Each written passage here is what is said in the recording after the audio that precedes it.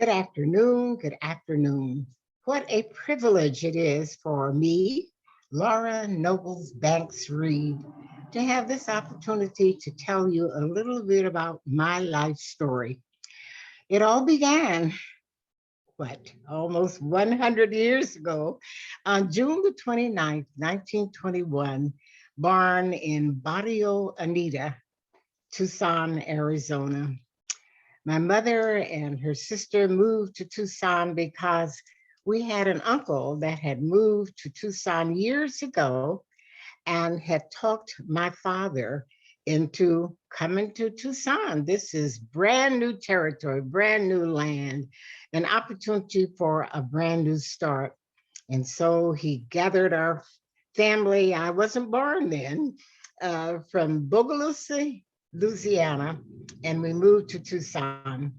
My uncle was Uncle Sam. He worked for the government, had dogs, a crew of dogs that he used, I guess, for something in trying to work on criminals or whatever it was. But he was noted throughout Tucson for his use and ownership of this group of dogs. But anyway, he talked his brothers into moving to Tucson. And there were nine of those Nobles brothers, nine of them. Not all nine moved to Tucson, but at least five or six of them did. And my father was one of the younger ones. And they all somehow decided to move in the Anita area. There's a ditch right behind my uncle's house. Uncle Sam was the one at the time. And that's where I learned to swim. And he had five daughters, and all of us attended the University of Arizona. So we have a legacy of Nobles students that attended the University of Arizona. And most of us did graduate and stayed there. Others moved away and went on about their lives. But anyway, Tucson was home. And I don't know how my mom and dad decided they were going to be realtors, but they did because we owned three apartments right next to our large, we had a huge home there at 1041 Anita. And we owned three apartments that we usually kept rented. And I remember particularly during World War II when the soldiers had no place to stay, mother took them in. And if we had an apartment that was empty, they could stay in that apartment and know that they would be comfortable and safe. But my mother was a trailblazer. She was an organizational person. She's the one that started me off. She was active with the NACP, with her Masonic Lodge, and she used to drag me along with her. And I think that's where I got most of my interest in trying to do something to help other people because it seems as I review my life that I've always been that kind of person.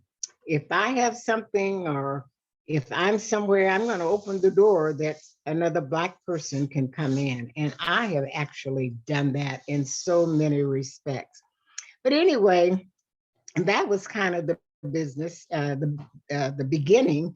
And my auntie lived right next door to my mother, and her daughter was Myrtle, and I was 3 days older than Myrtle, so we were drawn to get by together by the hip. We did almost everything together, except she was not an organizational person. And I don't know, since I was a young girl, I was always involved in some kind of club or doing something that would help other people. Myrtle was the one that got married first and had five children. I got married later. I never had children, but I've always tried to do things to help other people's children. But our lives intertwined and we just stuck together through the time that God called her home.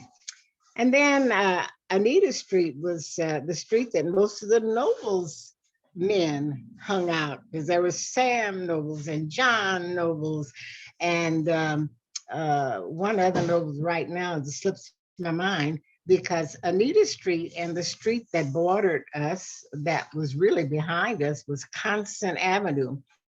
And my grandmother lived, Mary Jane Noble. She had a big home on Constant Street. So that little area, they used to call it Noblesville because it looked like every year or something was going on with one of those nobles' children or the noble's family. And there were nothing but mostly Mexican Americans and the few blacks that, and I know four, my grandmother lived on Constant, my Uncle Sam, and then Uncle John, and then my dad, James Nobles.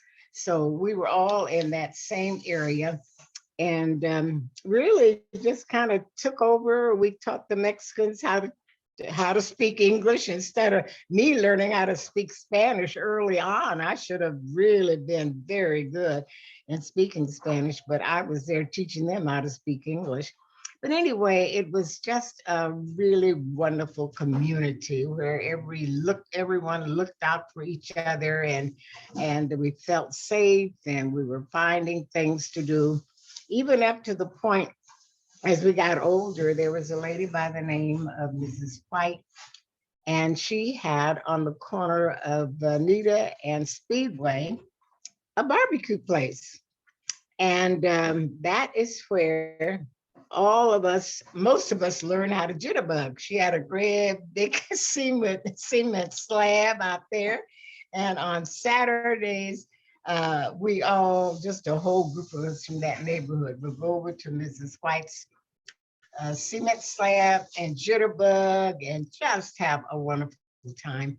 It was a community that loved each other and supported each other. And I think that is so important in life. And now I just wonder how much of that is even available to do. I doubt whether very much is, because with so many different things that have popped up to make us more fearful, we don't even take the chances like we did. Because we were 10 or 11 o'clock at night, you could see a group of us holding hands and singing and walking down Anita Street or crossing the railroad track, because we were very close to Ori Park and where Dunbar School is. So Dunbar was just a stone's throw from my house. It took me 10 minutes to go to school for the 9 years that I went there. But those were wonderful, wonderful days. And that's a whole story by itself. But anyway, getting back, my dad worked for Southern Pacific Railroad Company for almost 40 years. He was a Boilermaker helper. And with that job, he was able to get passes for us. And my mother used to travel, and I could just remember every summer, Dad would get a pass for us, and Mother would fix a big basket of chicken and this, that, and the other. And most of our aunties and uncles all lived here in Texas and in Louisiana. I had no idea that I'd spend my senior years in Texas. If somebody had told me that 30 years ago, 40 years ago, I said, you got to be kidding, right? You got to be. I was born in Tucson, and this is where I expect to expire.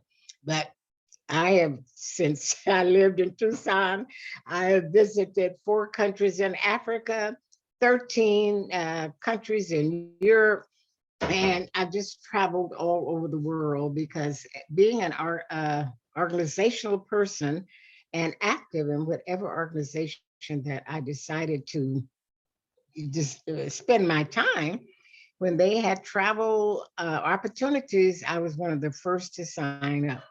But my mother, I think, gave that to us because when Dad used to give us a pass every year, we would get ready and on that SP, Southern Pacific Railroad Company, and off we would go. And those are just days that I shall always remember. And I know that it is part of what has made me enjoy traveling and doing the travel that I did later on in life. So anyway, Dunbar, when I started thinking about Dunbar, it was segregated, of course. We only had one school from the kindergarten through the ninth grade. We were segregated for years. But we had some of the best teachers that any school organization could have. And they let us know, said, and they told us all about segregation. Said, we're here, we're all at Dunbar. And this, I don't care whether you were in the first grade or whether you were in the ninth, because Dunbar did go through from 1 to 9.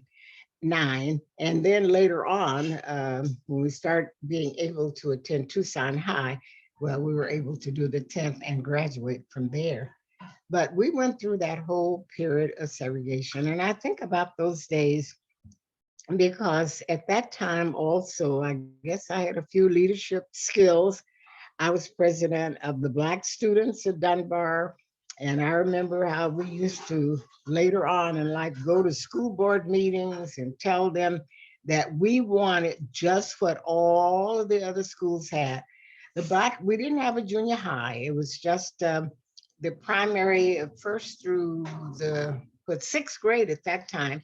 And we went to Safford Junior High School over on South Sixth Avenue. That's where many of the Black students in those early days graduated from Safford. And we used to have our graduation services at Safford. We did not have a auditorium or anything of that sort. So Safford was kind of like our chosen school, and at least it was one that was open for all of our big affairs. And it worked out well. And we finally knew that one of these days it had to be different. But while we were in it, we enjoyed it and did it and just did not complain. So then in Dunbar, I guess I was kind of one of those who took education seriously because I found out in the early elementary days, I was president of the little student body, and then I was president of the student body at Dunbar. And I never thought that, what, 15 or more years later, that I would come back and would teach at Dunbar. And I did. I remember we had one of our famous Black oh, uh, singers that came, and we have a big sign in a hallway at Dunbar where she signed it and said that she had visited. And right now, her name eludes me, but that was just a big, big day when she took time to come and visit all the Black students at Dunbar School. Anyway, from Dunbar, and whoever would have thought that after spending the 9 years at Dunbar, the 3 years at Tucson High, and then graduating with 4 degrees from the University of Arizona, that I would come back and teach at Dunbar. And that did happen. Taught the fourth grade over there. And because I had had a lot of experiences with traveling since dad was a SP, a Southern Pacific man, and would get us all of these passes because I think I mentioned that I had gone to Europe a number of times, and even I had a cousin by the name of Arthur, and his stage name was Chico San, and he was my auntie's son. And while he was in the service, somehow got hung up with some people in the field of acting and all of that kind of thing, and uh, he was well known throughout the country with his acting. And as I said, his acting name was Chico San. He spoke 10 different languages. Yes, I cannot believe that Arthur did that. Little boy that was born right next door to me on Anita Street. And he became really world famous in his field there, and was asked to do things and speak places and the whole 9 yards. But anyway, Arthur and I were bounded by the hip. He loved his Aunt Laura, his cousin Laura, even though his sister and I were just 3 days apart. But Myrtle was not an organizational person, and she uh, married early and had a big family that all did well. I didn't marry until much, much later, and then never did have any children. I had a hysterectomy early, and I said, that's fine because I'll just use all my energy for helping to take care of other people's children. And that's what I have done throughout my life. And even right now, I get letters from students that I have and their children that said, Mom has told us about you, Mrs. Reed. They still call me Miss Banks, and how you encourage them because they said that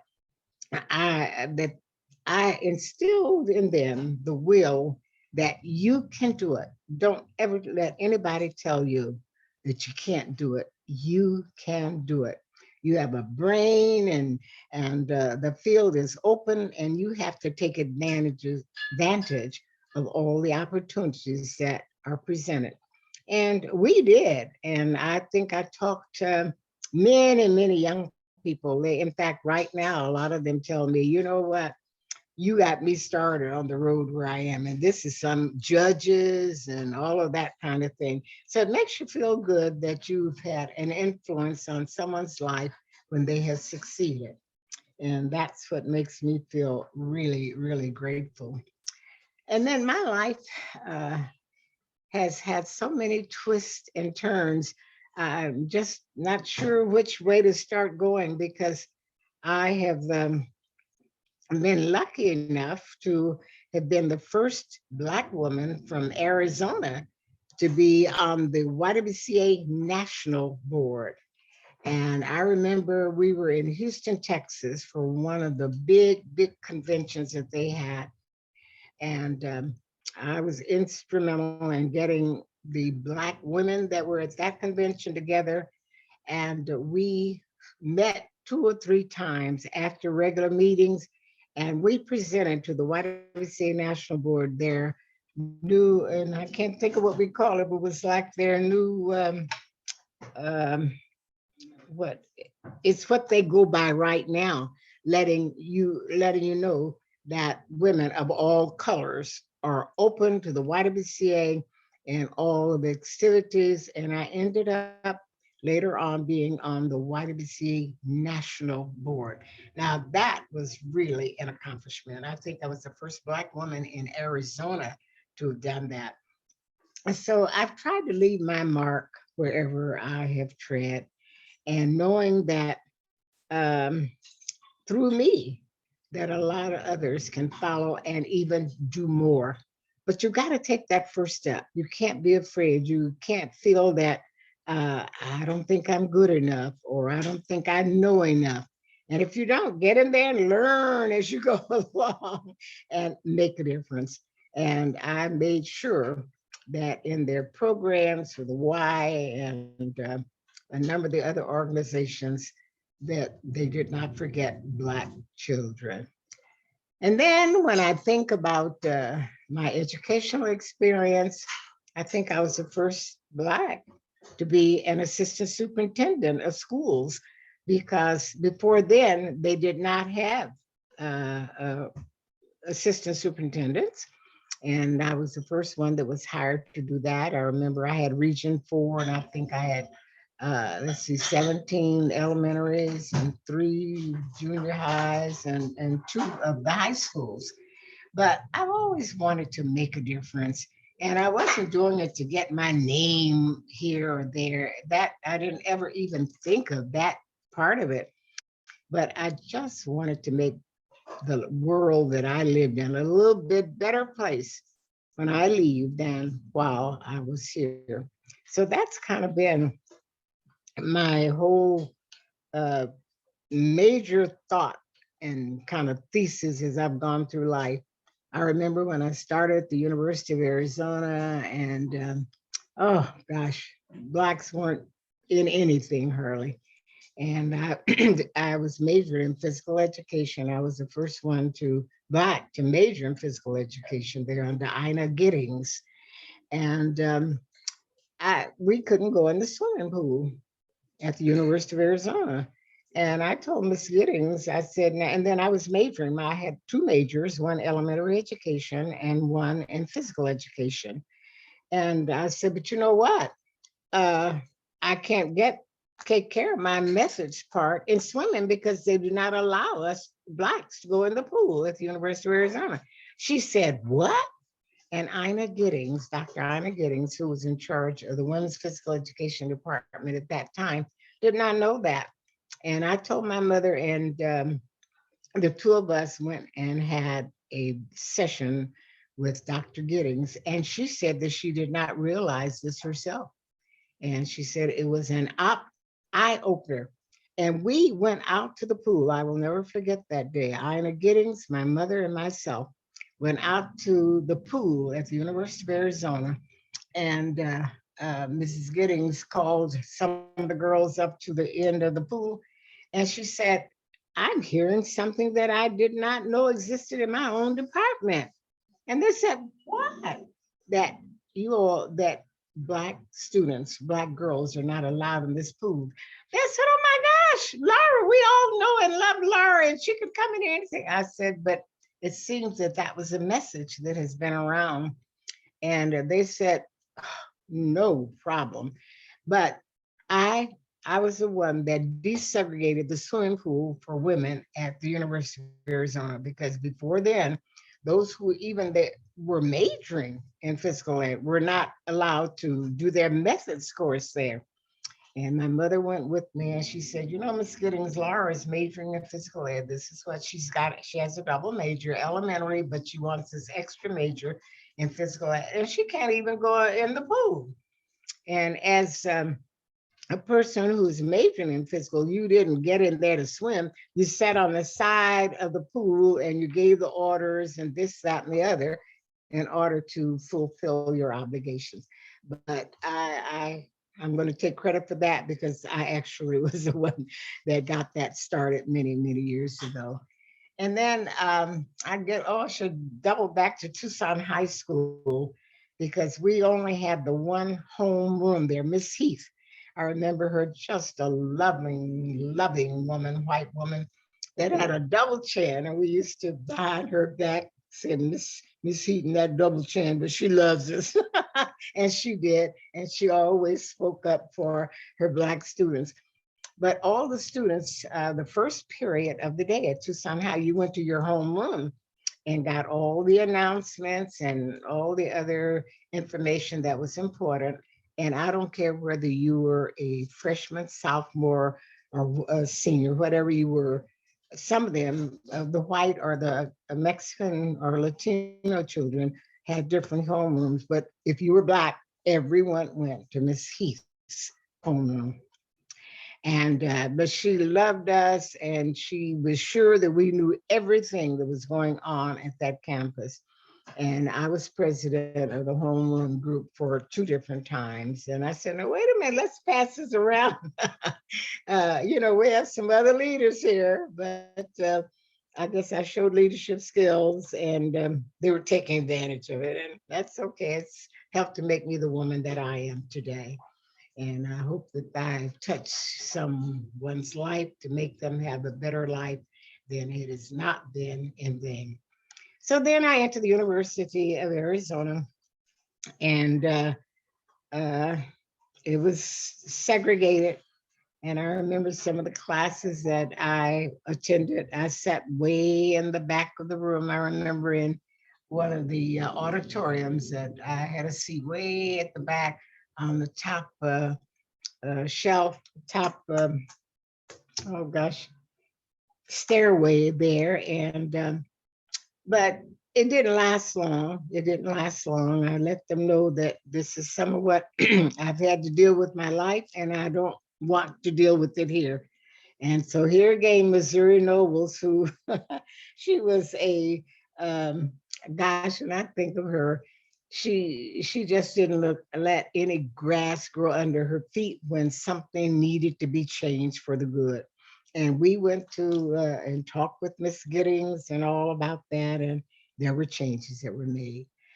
So when I think of people who have had a real, real influence on my life, it definitely was my mother, who only had a fourth grade education, but she was so smart in everything, worldly things. And she raised 10 children, 10 children, and almost all of us had done well. I think out of all the children that mother had, I believe I am the only one that is alive today. Yes, I am the only one that's alive today. But anyway, we all, tried to make a contribution. She had three girls. Pearl, who was my older sister, and she was a freshman at the university and became ill and passed in her freshman year. And then I went on and got 4 degrees from the University of Arizona. And my other sister, Rosalie, who was my middle sister, didn't want to go to college. She wanted to be a beautician. And so my mother sent her to Phoenix, Arizona. There was a company there that was well known throughout for being one of the top beauty schools in the Southwest. And so Rosalie was able to attend school, and I can't think of the name of it, but that's where she got her uh, hairdressing experience from. And then she came back to Tucson, and she worked at a number of white beauty shops. At first, just doing shampoos and things, and then until she finally decided that she's going to open up a shop of her own. And she did that for years and encouraged a lot of other young people, excuse me, who were interested in that kind of uh, uh, not, I was about to say sport, it's not kind of job. So she made her contributions as well. Now I'm trying to think of what have I left off. I've just kind of skipped around. Do you want to ask me any questions, or is that a possibility? Oh, Mary and Jack. My goodness. I see on my little screen. Can you speak about your life? Well, I tell you, I was the head of the hostesses when a number World War II came and had all of those fine young soldiers. Ooh, those were some of the fun days of my life, let me tell you, because I was president of the USO Hostesses, and that building is still over there on 12th Avenue, right across from the park. But I was president of the USO Hostesses on two different occasions, and we were there to be the dance partners for the Davis Mountain and also for the Fort Huachuca soldiers. And boy, those were some really fine days.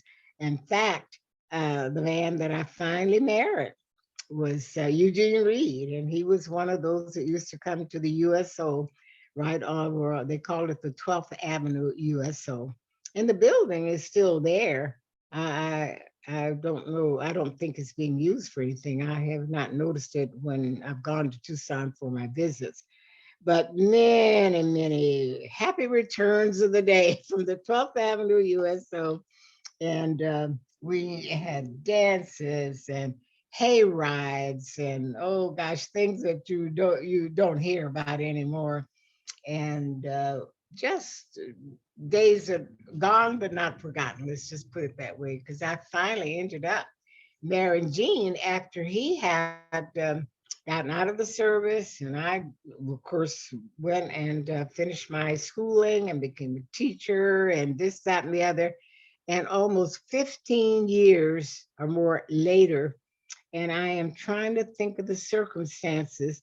And he had gotten married and had had children. I had been married to Jack and all. But when something, I'm trying to think of the incident when the two of us were able to see each other again. And it was just like he had gone on a furlough and had come back home to Laura. I said, oh my gosh, handsome as he could be. And we started dating. And because I was president of the USO Hostesses, and he had been one of the soldiers that came from Fort Huachuca down there. And we started dating, and we dated for almost pretty close to a year. And finally said, you know what? God has brought you back to me. And we finally got married, and we were married for, I think, 10 or 11 years. The most gentle, and he was handsome as all get out too. We really enjoyed our married life. And I got to meet his sister, and they both came and visited me here, right here in Helotes, where I am now. And both of them are deceased, and God still has me here telling the story. But, God has been so good to me, so good to me. He's opened so many doors for me.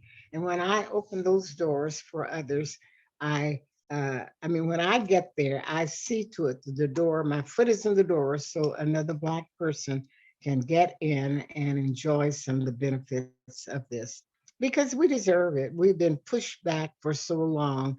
And I remember when I was president of the NAACP for Tucson, uh, and some of the things that we got done. I was president when we got uh, all of the restaurants to open their doors.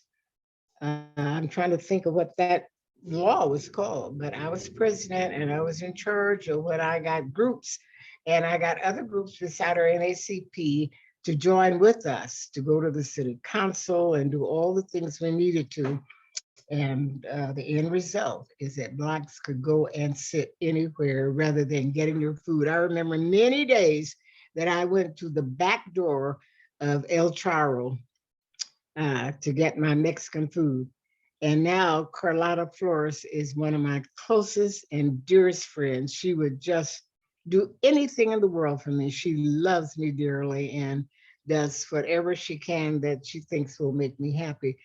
But it was her auntie that was a racist.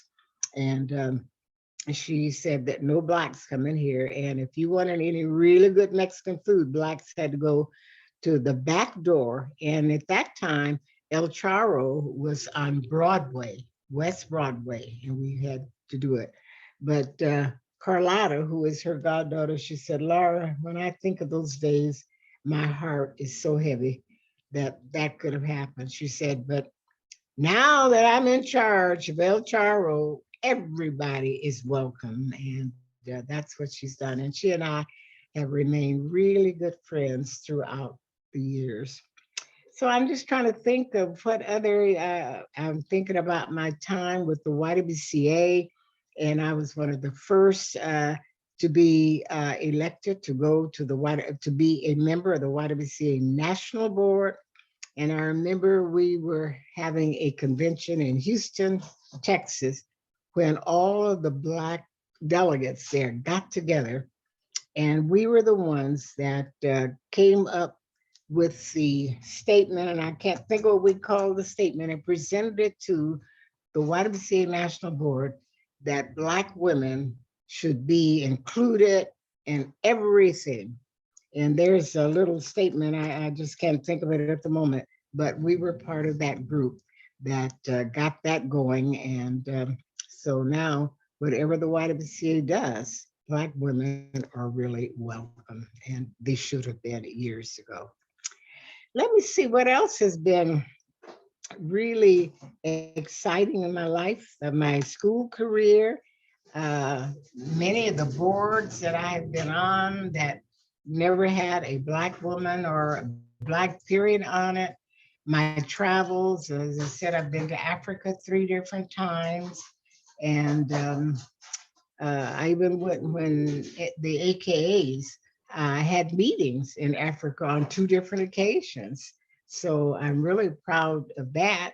And then because I am an organizational person, I was able to go with a lot of our leaders. I got to know Dorothy, oh gosh, she's the national president of the National Council of Negro Women and national president of the Delta. She and I got to be almost bosom buddies.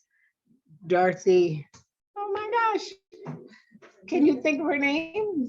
Uh, it's on the tip of my tongue, and I can just see her face and can't call. Dorothy Height. Dorothy Height.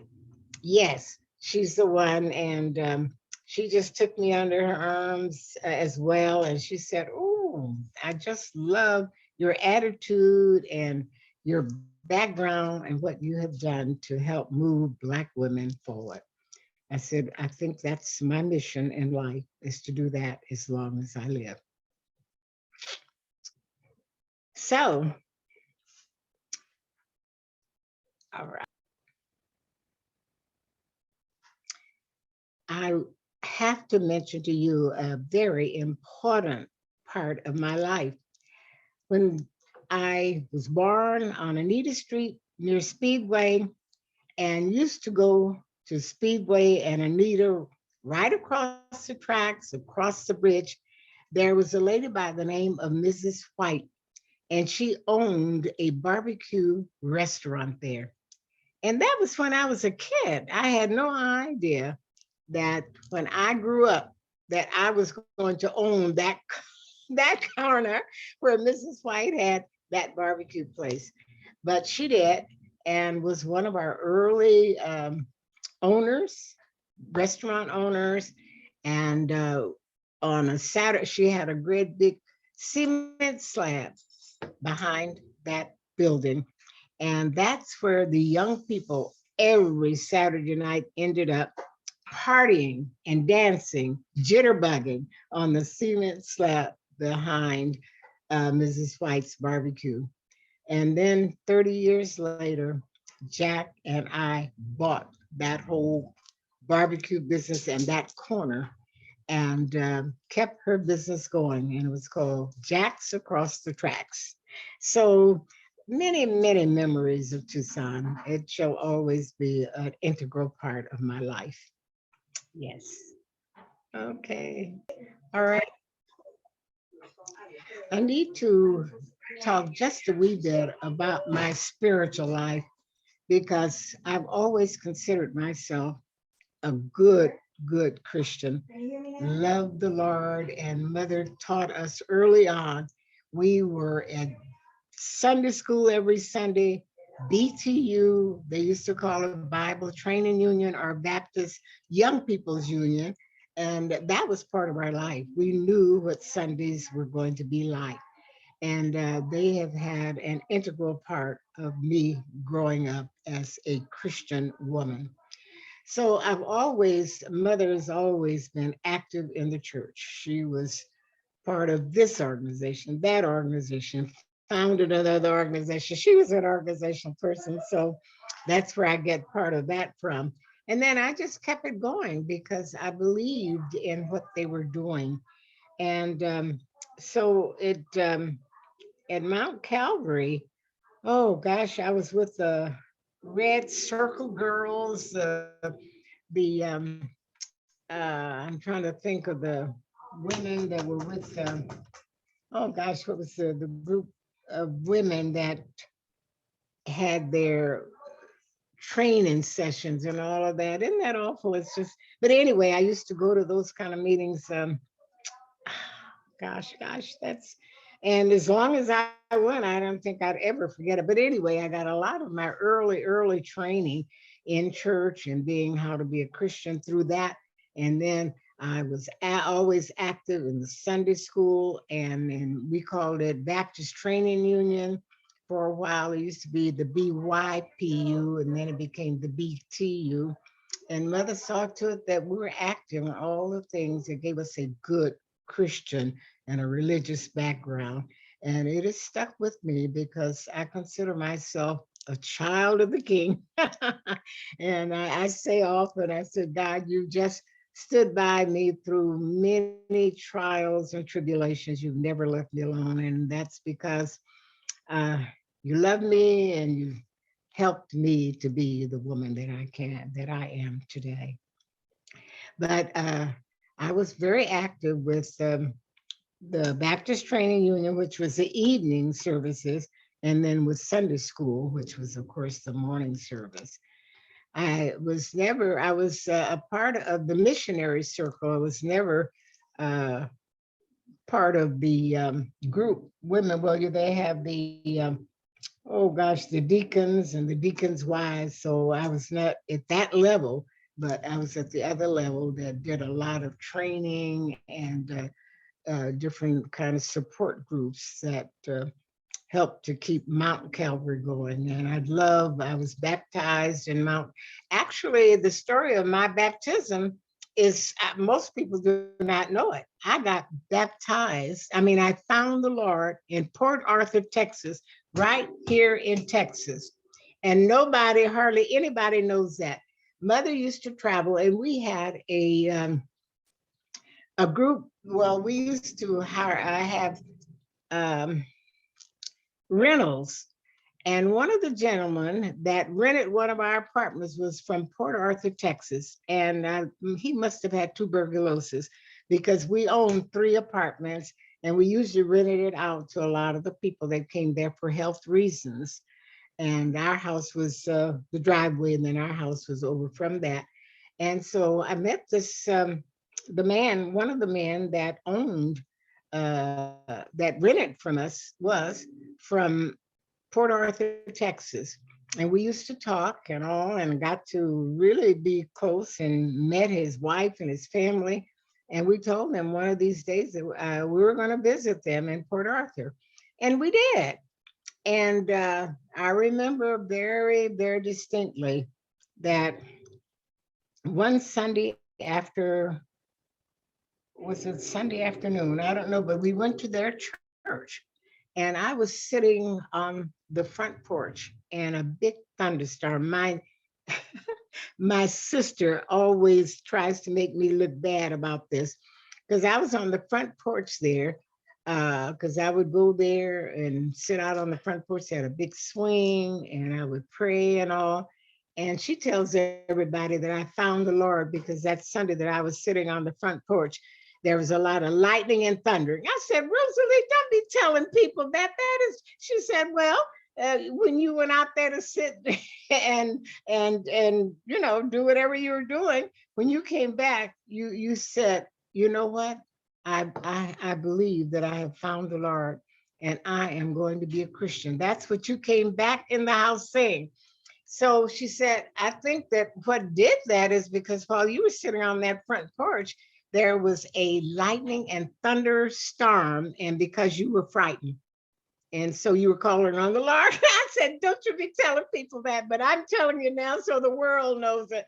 But God came to me while I was sitting out that front porch swinging. And almost every home I recall that I visited here in Texas at that time had a porch, a swing on their front porch. And the people that we were stopping with did. And I used to go out there and sit on that swing and pray and all of that kind of thing. But that's the story that they tell about me finding the Lord because it was lightning and thundering storm, and I was out on that front porch frightened. But that's not true. Yes. Okay. And then I joined church there and came back. I was not baptized until I came back. And I've always been a member of Mount Calvary, and I've been a member of their Sunday school.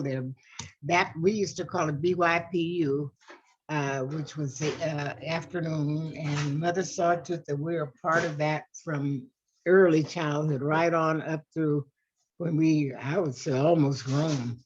And so that's where I got most of my uh, religious background, my faith, and the Bible and all, because I studied it all the time through the Sunday school and the BYPU. Yeah.